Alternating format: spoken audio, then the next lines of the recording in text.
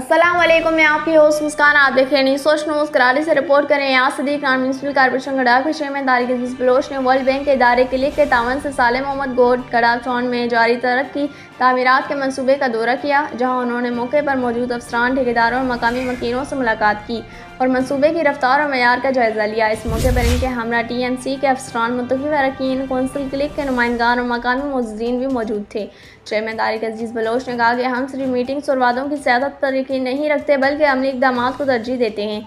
हमें किसी की पहचान की ज़रूरत नहीं है, हमारा काम ही हमारी पहचान है। गडाफ टाउन में जो तरक्याती काम हो रहे हैं वो आवाम के सामने खुली किताब की माने थे।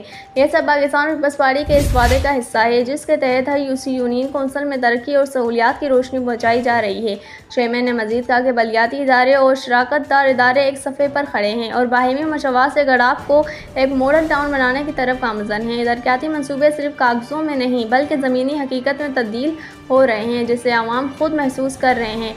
इदारा क्लिक, जो कि वर्ल्ड बैंक के माली तावन से बल्दियाती निज़ाम की बेहतरी, शहरी खदमात की फराहमी और इदारा जाती इस्तिलाहात के लिए काम कर रहा है।